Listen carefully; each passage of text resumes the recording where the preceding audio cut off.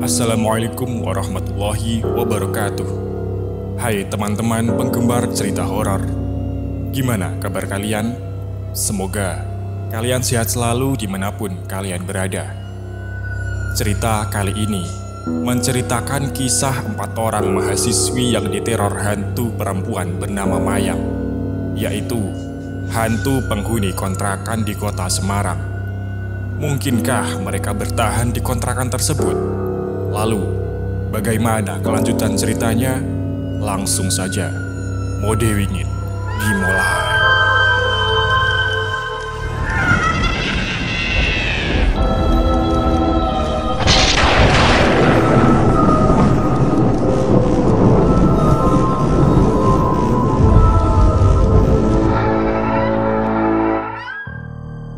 Pada suatu siang, semoga kalian kerasan ya, ucap Pak Wirjo seraya memberikan sebuah kunci kepada 4 orang wanita-wanita muda itu. "Ge Pak, matur suwun," jawab Marta, Ani, Rina, dan Lisa secara bersama-sama. Mereka pun segera menuju pintu setelah Pak Wirjo pergi. Pintu sebuah kontrakan yang terlihat sangat wajar dan biasa saja. Sambil membawa bawaannya masing-masing, mereka berjalan masuk, melewati ruang tamu dan ruang tengah dan sampailah mereka di sebuah ruangan setelahnya. 4 kamar yang saling berhadap-hadapan, 2 di sisi kanan dan juga sebaliknya. Bersih dan lumayan bagus juga nih rumah ya, kata Ani seraya melihat-lihat sekeliling. Iya ya, jauh banget sama kontrakan kita yang lama. Yang ini lebih murah lagi, sahut Rina. Ya jelas murah lah, rumah ini kan lebih jauh dari kampus, ucap Lisa. Sementara ketika Lisa, Ani dan Rina tengah berdebat berebut kamar, tampak Marta yang hanya terdiam memandangi sekeliling dengan wajah aneh. Ada apa sih, Ta? Kata Rina yang melihat gelagat Marta. Jangan bilang rumah ini ada hantunya ya, ucap Lisa dengan wajah kesal. Enggak kok, gak ada apa-apa, aman, ucap Marta singkat sambil memilih kamar paling ujung. Singkat cerita, setelah menata dan beberes, mereka pun berkumpul di ruang tengah, memasak mie instan dan mereka makan bersama-sama. Wah, sumpah enak banget nih rumah, mana ada TV-nya lagi, kata Rina sambil mengotak-ngutik tombol remote dan berhasil menyalakan TV itu. Marta masih dengan gelagat yang sama, sedikit pendiam dan selalu was-was memandangi sekitar. Seakan ia merasa ada seseorang selain mereka yang tengah mengawasi. Mereka pun saling mengobrol hingga tak selang beberapa lama, terdengar ketukan dari pintu depan. Tok tok tok tok. Rina segera beranjak dan membukakan pintu. Terlihat Pak Wirjo sudah berdiri di depan pintu. Ada apa ya Pak? Tanya Rina. Gini Mbak, cuma mau ngasih tahu, rumah ini kan ledengnya manual. Jadi kalau air di penampungan habis, kalian harus menyalakannya. Tombolnya ada di belakang dapur, kata Pak Wirjo. Hah? Gimana Pak? Tanya Rina tak paham dengan keripik yang masih dikunyah di dalam mulutnya. Ayo saya tunjukkan saja, jawab Pak Wirjo dengan halus. Oh nggih, monggo masuk Pak, ucap Rina. Singkatnya, Pak Wirjo pun masuk, menunjukkan tombol ledeng itu kepada mereka berempat, dan setelah itu pergi. Kalau ada apa-apa, rumah saya ada di sebelah Mbak, selisih 2 rumah dari rumah ini, kata Pak Wirjo seraya berpamitan. Mereka pun kembali ke ruang tengah untuk menonton TV, kecuali Marta yang memilih untuk masuk ke kamarnya. Marta pun merebah di atas kasur, menatap ke langit-langit. Tatapan matanya berhenti pada suatu sudut. Lubang rongga Eternit berukuran kurang lebih 0,5 meter persegi. Sepertinya Pak Wirjo lupa untuk menutupnya kembali karena terlihat seperempat kayu tipis terbujur miring di atas rongga di langit-langit itu. Marta yang merasa tak nyaman, kini keluar dan mengambil sapu.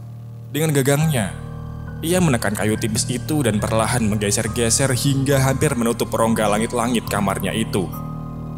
Namun, ketika matanya terfokus, tiba-tiba Martha melihat jari yang memekar-mekar di pinggiran lubang yang hendak ia tutup itu. Sontak karena terkejut, Martha berteriak hingga sapunya terjatuh. Begitu juga dengan dirinya yang ikut tersungkur ke lantai dengan kedua tangannya menutupi wajahnya. Astagfirullahaladzim, astagfirullahaladzim, ucapnya dengan sedikit membisik. Jemari siapa itu? Batin Martha. Teriakan Martha tampaknya terdengar oleh ketiga temannya. Ani, Lisa, dan Rina langsung datang menghampiri. Ada apa sih, Tah? Ada apa? Ada apa? Ucap ketiga temannya setelah membuka pintu dan melihat Martha tengah tersungkur di lantai sambil menutupi wajahnya.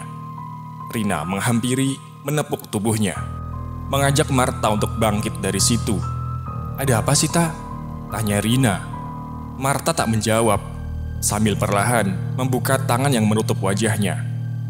Pandangannya kembali menatap di rongga langit di atasnya yang sudah tertutup sebagian. Sontak, ketiga temannya yang melihat itu bersamaan juga ikut menatap rongga langit-langit itu. Lis, kenapa sih kamu? Bentak Lisa kini. Enggak apa-apa kok, tadi ada tikus gede banget, jawab Martha dengan gugup. Jawaban itu tentu tak sesuai dengan apa yang sebenarnya dilihat oleh Martha. Tapi, sebagai satu-satunya orang yang memiliki kelebihan di antara mereka berempat, Martha mencoba untuk menutupi hal itu. Ia tak ingin membuat takut teman-temannya. Singkat cerita, malam pun tiba. Dengan hujan yang turun tak begitu deras, membuat suasana menjadi cukup dingin. Martha, Lisa, Rina, dan Ani lagi-lagi tampak berkumpul di ruang tengah sambil menikmati acara di televisi yang tak begitu menarik. Mereka terlihat asik berbincang. Buat kopi enak nih, kata Lisa di tengah obrolan itu. Sana aja kamu kalau bikin, aku mau ogah, takut gak bisa tidur. Besok ada kelas pagi soalnya, timpal Ani. Lisa melihat jam di ponselnya. Duh, tanggung juga ya kalau ngopi, udah jam 9 juga, katanya yang kemudian urung melanjutkan niatnya itu. Hujan yang tadi tak begitu lebat pun tiba-tiba berubah menjadi sangat deras, disusul oleh kilat dan petir yang menyambar. Satu suara petir yang sangat keras itu mengagetkan mereka. Bersamaan dengan itu, listrik pun tiba-tiba padam. Dan dari sinilah sebenarnya cerita ini dimulai. Keadaan seketika berubah menjadi gelap. Mereka tentu saling merapatkan posisi duduknya. Lisa mulai menerangi keadaan sekitar dengan cahaya dari layar ponselnya. Ada lilin gak sih? Ucap Lisa. Gak tahu. Ayo kita cari di dapur sama-sama, sahut Rina. Mereka pun kini bangkit dan beranjak menuju dapur dengan berjalan saling beriringan, berbekal cahaya dari layar ponselnya masing-masing. Hingga sampailah mereka di ruangan dapur dan berpencar untuk mencari lilin. Sampai akhirnya, Martha lah yang menemukan lilin itu. Tapi cuma satu. Tak apalah, yang penting ada lilin, batin mereka. Kompor menyala. Sumbu lilin pun Martha dekatkan ke api, dengan alas mangkuk kecil untuk lilinnya. Mereka kembali berjalan menuju ruang tengah. Martha berada paling depan dengan lilin itu, dan yang lain mengikuti di belakangnya. Mereka berjalan perlahan. Namun, ketika sampai tepat di depan kamar Rina, atau sekira 5 langkah lagi mereka sampai ke ruang tengah, tiba-tiba api dari lilin itu mati. Seketika Martha langsung menghentikan langkahnya sambil berkata, "Astagfirullah." Namun Ani yang berada tepat di belakang Martha ternyata sempat melihat sesuatu. Dengan nada yang bergetar, Ani pun berkata, "Apa itu tadi? Apa itu tadi, Tah?" Ucap Ani yang tentu juga terdengar oleh 2 teman di belakangnya. "Udah dong, jangan nakut-nakutin," sahut Lisa di belakangnya. Bersamaan dengan itu, Rina yang berada di bagian paling belakang seketika langsung memegang tangan Lisa erat-erat. Tolong,"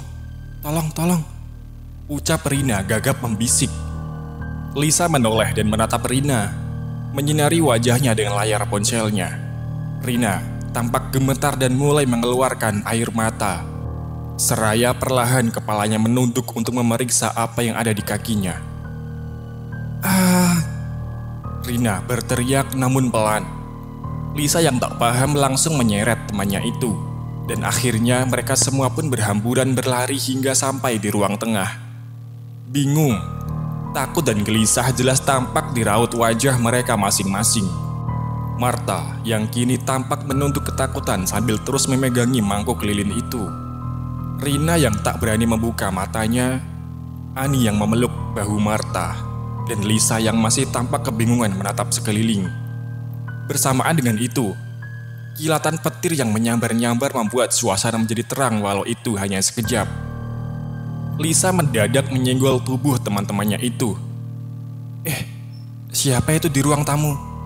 Ucap Lisa yang entah mengapa langsung segera direspon oleh teman-temannya. Rina, Martha, Lisa, dan Ani kini memandangi ruang depan itu.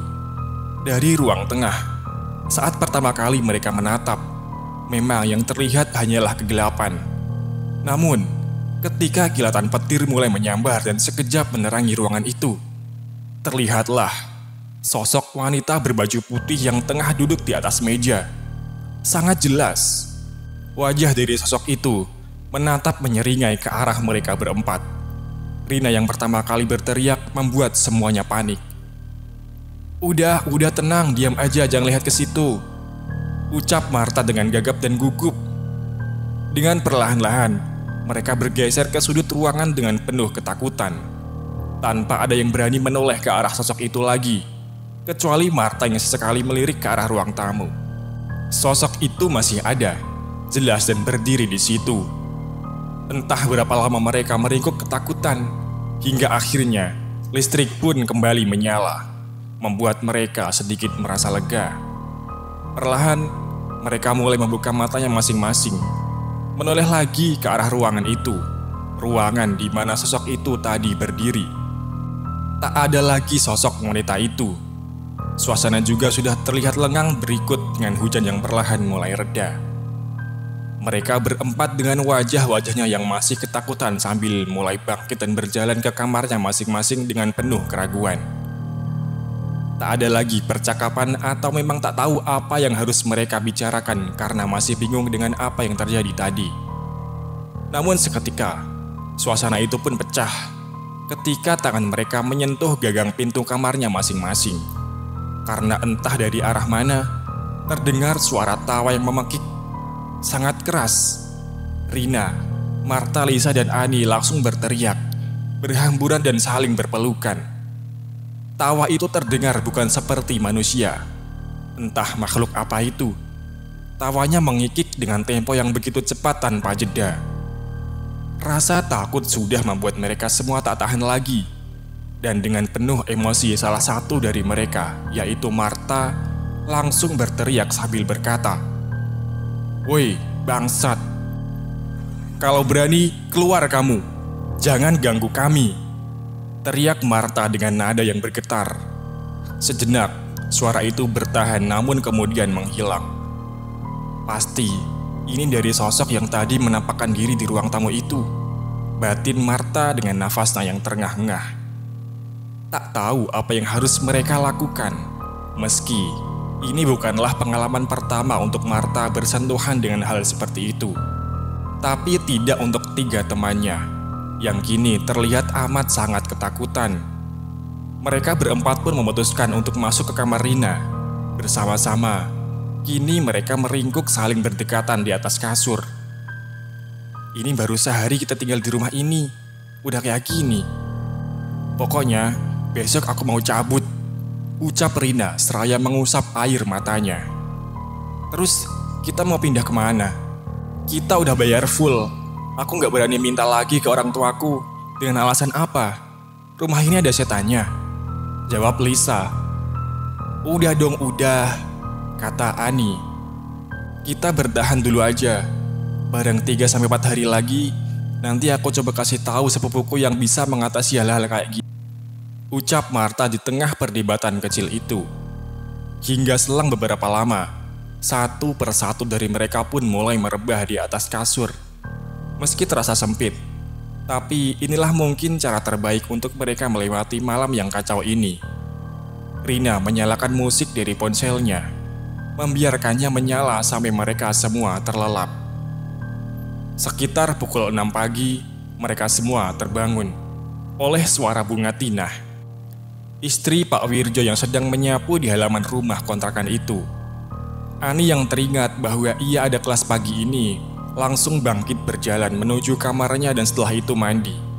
Disusul oleh Lisa dan Marta yang segera keluar dari kamar Rina. Lisa masuk ke kamarnya sementara Marta tampak berjalan keluar rumah, menyapa bunga Tinah yang tengah menyapu di halaman depan.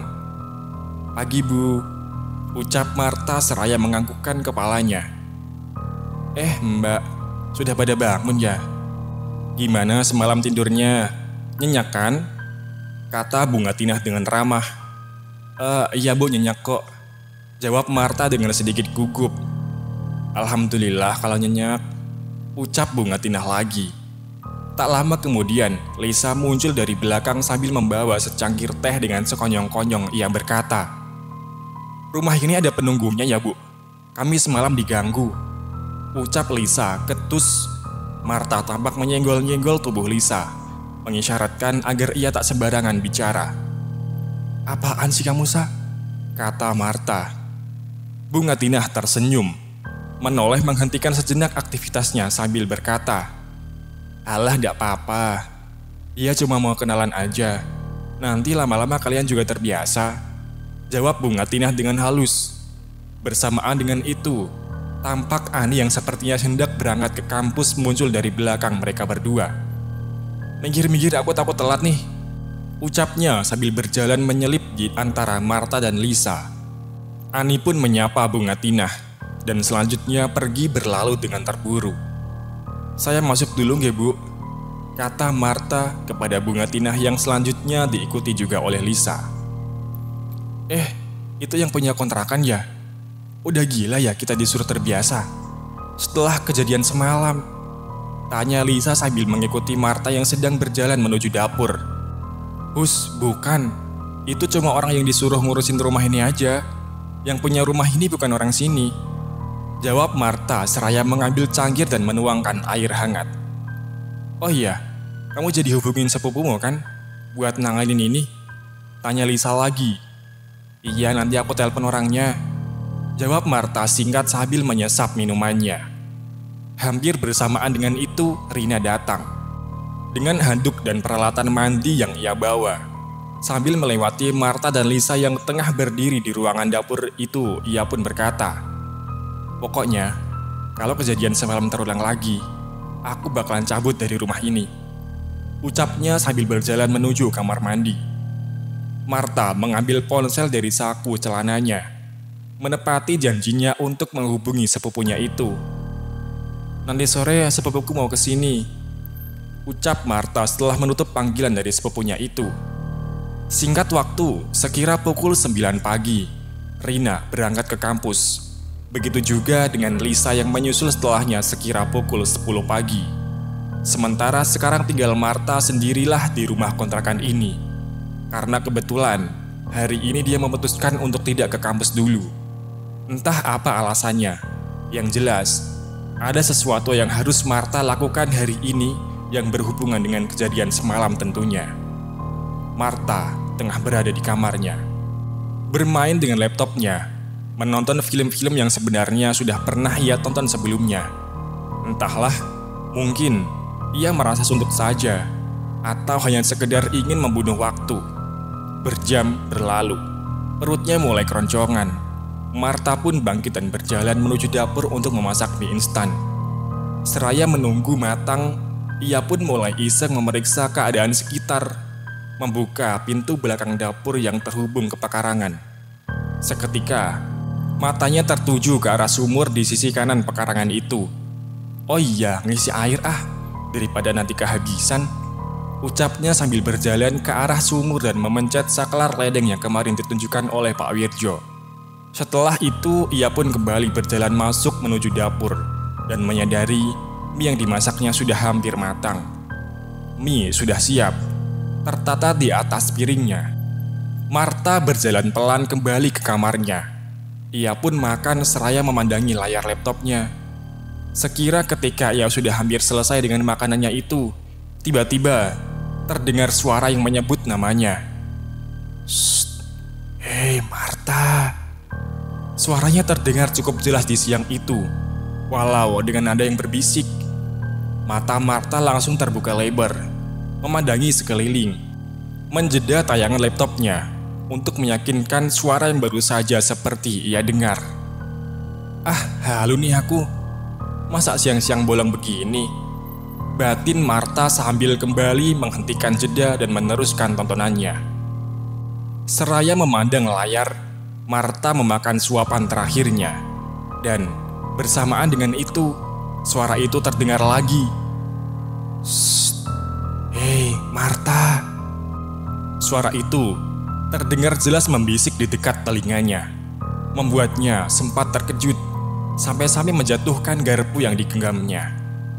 Menyadari suara itu benar-benar ada, Marta langsung mengeraskan volume laptopnya dengan maksimal. Meski nyatanya itu tak cukup membantu, karena selang beberapa saat kemudian suara itu terdengar lagi dengan kata-kata yang sedikit berbeda. "Shh, hei Marta, aku Mayang. Kita bisa temenan kan?" Begitu kata suara yang tak bertuan itu terdengar jelas di dekat telinga Marta. Marta yang mulai ketakutan langsung menutup telinga dan memejamkan kedua matanya. Astagfirullah, astagfirullah, ucapnya dengan agak keras. Beruntung, setelah beberapa lama, Marta menutup telinga dan matanya. Suara itu tak terdengar lagi. Buru-buru, ia menyambar ponsel di sampingnya dan menghubungi sepupunya. "Halo, Antok, bisa kesini sekarang nggak? Tolong, aku barusan digangguin." Ucap Marta tanpa memberi kesempatan sepupunya itu untuk berbicara terlebih dahulu. "Hah? Siang-siang begini?" Jawab Antok agak keheranan. "Pokoknya kamu kesini sekarang," ucap Marta. Oke, aku OTW deh," jawab Antok dan kemudian panggilan pun berakhir. Marta pun berdiri, berjalan ke sana kemari di dalam kamar seperti menunjukkan kegelisahannya. Jangan masuk, ucap Marta berulang kali. Entah apa maksud dari kata-kata Marta itu yang jelas tak selang beberapa lama, tubuhnya pun bergetar. Menghentak-hentak dan Marta pun terdiam menunduk. Bersamaan dengan itu, Antok sepupunya pun datang mengetuk pintu. Tok tok tok tok tok tok. Marta pun menoleh dan berjalan menuju pintu depan dengan gelagat yang cukup aneh. Membukakan pintu lalu tersenyum kepada Antok dengan tatapan yang sinis. Melihat itu, Antok sepertinya tahu apa yang terjadi. Ia pun masuk dengan sedikit mendorong tubuh Marta seraya memegang tangan sepupunya itu. "Siapa kamu?" ucap Antok dengan sedikit membentak. "Aku Marta," jawab Marta dengan nada datar. "Jangan bohong kamu. Aku tidak melihat Marta di wajahmu," bentak Antok lagi yang yakin bahwa sepupunya itu tengah dirasuki oleh sesuatu. "Cepat katakan di mana Marta," bentaknya kembali. Ternyata sepertinya memang benar dugaan Antok. Jika Marta kini telah dirasuki, ini pasti sosok yang tadi gangguin Marta. Batin Antok sambil terus menatap Marta yang mulai tersenyum-senyum aneh. "Marta, temanku ada di atas, lagi jagain adikku," ucap sosok yang merasuki tubuh Marta itu. "Hah?" Antok sedikit terkejut. "Kamu siapa?" ucap Antok kepada sosok yang tengah merasuki Marta. "Aku Mayang. Aku tinggal di loteng rumah ini dengan adikku," kata sosok di dalam tubuh Marta itu.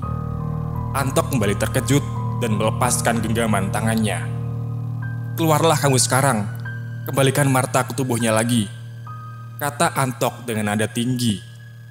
Sosok yang berada di dalam tubuh Marta itu pun hanya tersenyum dan berkata, "Jemput saja sendiri," ucapnya sambil meraih tangan Antok dan menjabat tangannya. Seketika, kepala Antok terasa berputar-putar.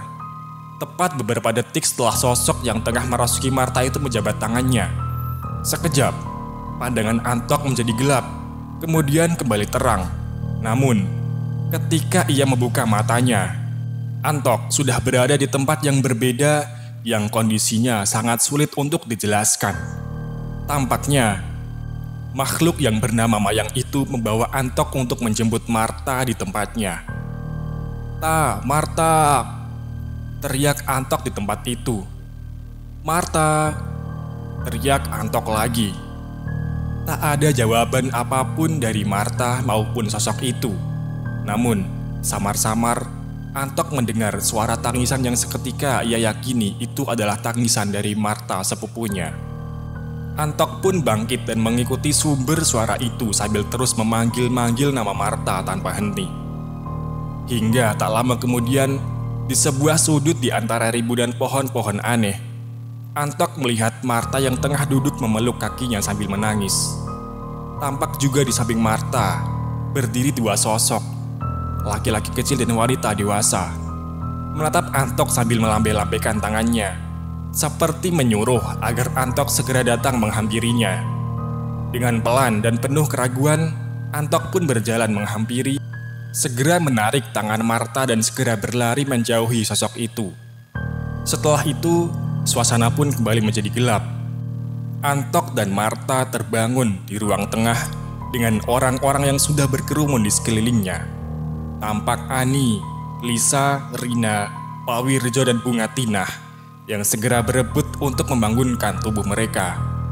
"Alhamdulillah," ucap mereka bersama-sama. Antok dan Marta tampak kebingungan dengan suasana sekitar yang sepertinya sudah malam. "Jam berapa sekarang?" kata Marta dengan wajah yang terlihat letih. Rina mendekatkan layar ponselnya ke wajah Marta. Jam sudah menunjukkan pukul 1 dini hari. "Kamu sama siapa ini? Sepupumu udah teriak-teriak dari siang. Aku yang tadi nemuin kalian berdua tiduran di lantai ruang tamu sambil guling-guling. Terus aku panggil Pak Wirjo, dan sampai sekarang ini," kata Rina dengan wajah penuh tanya. "Siapa itu Mayang?" ucap Antok secara tiba-tiba. Tampak Bunga Tinah dan Pak Wirjo kini saling pandang setelah mendengar pertanyaan itu.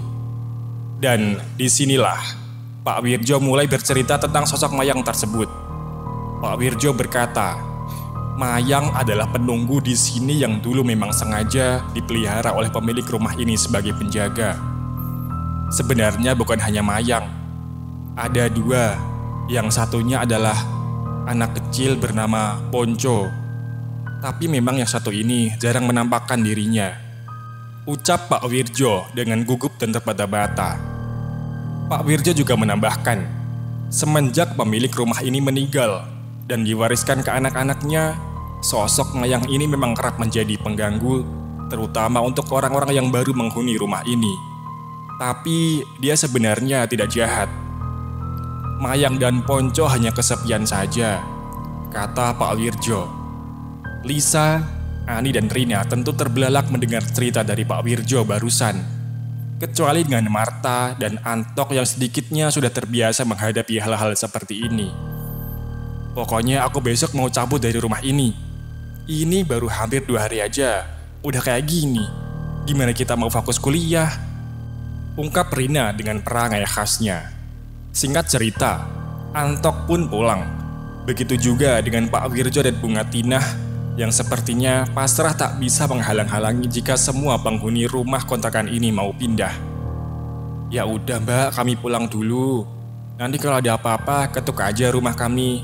Insya Allah saya akan siap datang membantu, ucap Pak Wirjo yang kemudian berpamitan untuk pulang. Malam ini kita tidur bareng aja ya, ucap Ani beberapa saat kemudian. Mereka pun mulai memindahkan kasur-kasur lantainya masing-masing, masuk ke dalam kamar Rina. Kamar yang paling luas dan dekat dengan pintu depan. Menurut mereka, kamar inilah yang bisa sedikit mengurangi rasa takut mereka untuk melewati malam ini. Jam sudah menunjukkan pukul 2 lebih. Mereka sudah mulai merebah di atas kasurnya masing-masing. Mereka pun tidur dengan lampu yang menyala. Satu persatu dari mereka sudah mulai terlelap, kecuali dengan Martha yang tampaknya masih terjaga. Berulang-ulang kali, ia mencoba merubah posisi tidurnya ke kanan dan ke kiri. Setelah apa yang ia lalui tadi, tentu tak mungkin ia bisa tidur begitu saja. Tap, tap, tap, tap. Tiba-tiba, terdengar suara orang berlarian di luar kamar. Martha yang sensitif namun penakut ini mencoba membangunkan Ani, temannya yang posisi tidurnya paling dekat dengannya. "Shh, bangun, nih Ani," kata Martha berbisik sambil sedikit menggoyangkan tubuh temannya itu. "Apa sih, Tah?" jawab Ani seraya mengusap matanya. Tap, tap, tap, tap, tap. Suara itu terdengar lagi. "Tuh, kamu denger nggak?"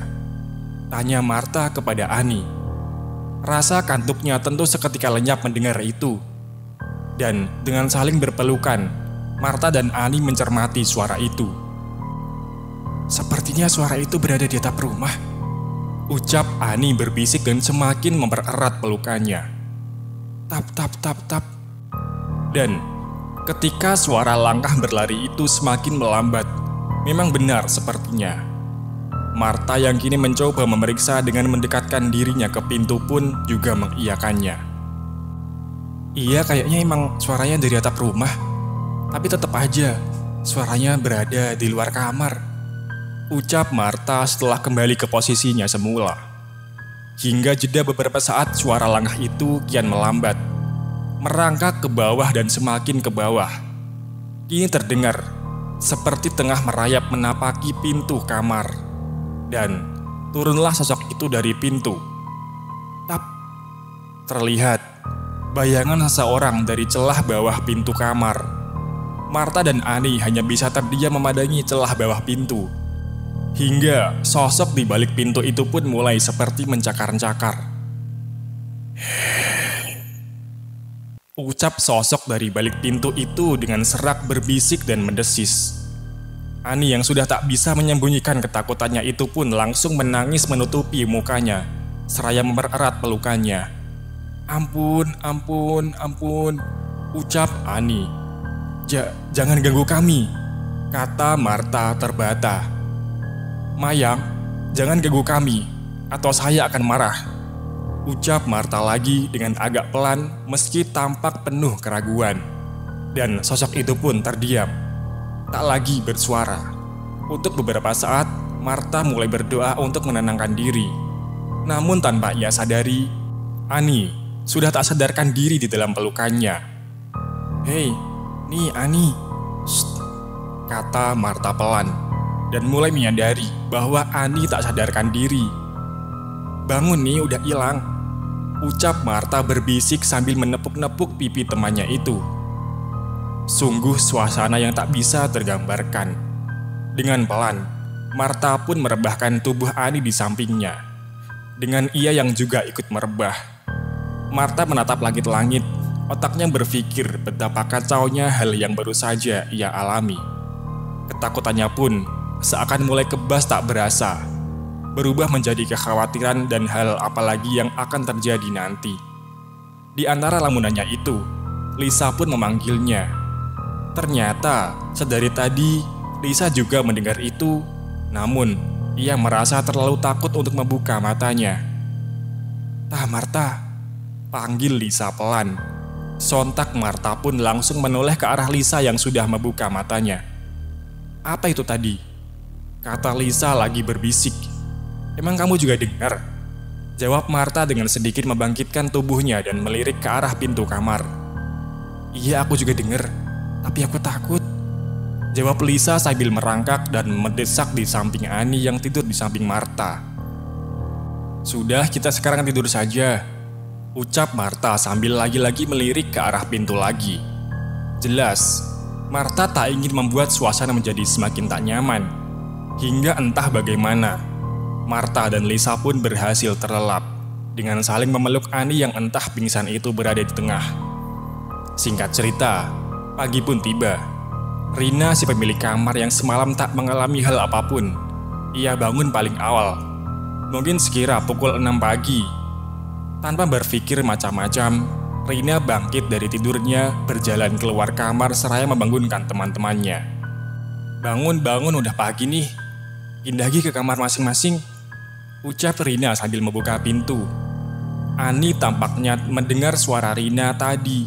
Dengan sedikit terkejut, ia membuka matanya dan kembali memejam, mengernyitkan dahinya sambil memegangi kepalanya. Aduh, pusing banget, ucap Ani sambil bangkit dan melihat Lisa dan Marta yang masih tertidur di sisi kanan kiri Ani. Hei, bangun, pindah. Yang punya kamar udah bangun, kata Ani lagi yang kali ini berhasil membangunkan kedua temannya itu. Baru saja Lisa dan Marta bangkit dari tidurnya. Tiba-tiba saja Rina masuk ke kamar dengan terburu-buru. Cepat keluar sini aku liatin, ucap Rina dengan wajah yang sangat serius.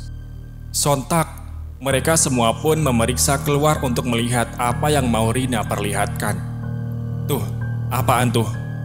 Kayak jejak tangan dan kaki, ucap Rina sambil menunjuk ke arah langit-langit seraya berjalan menuju dapur. Lisa, Ani dan Marta mengikuti dari belakang. Sementara sesampainya di dapur, Rina kembali mengurutkan jejak-jejak berwarna kecoklatan itu. Nih, kalau diurutkan, nodanya berhenti di sini, ucap Rina lagi yang kini sedang menunjuk di arah atas pintu kamarnya sendiri. Kita semalam dengar suara, kata Lisa kali ini yang langsung dijelaskan oleh Ani dan Marta, perihal suara orang yang merangkak di langit-langit tadi malam. Hingga setelah itu, mereka memutuskan untuk melaporkan ini kepada Pak Wirjo. Pak Wirjo datang. Dengan sapu atap, ia membersihkan jejak-jejak kecoklatan yang berada di atas langit-langit rumah itu, seraya terus menggeleng-gelengkan kepalanya. Sementara di sini, Rina terus meracau dalam panggilan teleponnya. Begitu juga dengan Ani yang tampak merengek kepada orang tuanya yang tengah diteleponnya. Jemput aku sekarang, pokoknya aku mau pindah, Bu, ucap Ani di panggilan telepon itu. Dan setelah diskusi yang cukup singkat, akhirnya mereka semua memutuskan untuk keluar dari rumah ini hari itu juga. Marta yang sebenarnya tak begitu setuju pun akhirnya mau tak mau harus mengikutinya. Setelah berkemas dengan terburu, beberapa jam kemudian Marta, Lisa, Rina, dan Ani pergi dari rumah itu dijemput oleh orang tuanya masing-masing. Kecuali Marta yang tampak dijemput oleh Antok sepupunya. Sayangnya, cerita Mayang ini berakhir di sini.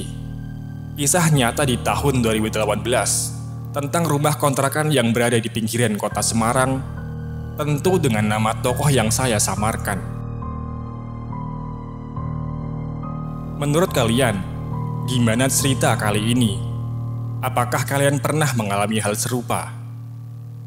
Terima kasih sudah mendengarkan cerita ini sampai akhir. Bila ada kesalahan, saya minta maaf. Dan wassalamualaikum warahmatullahi wabarakatuh.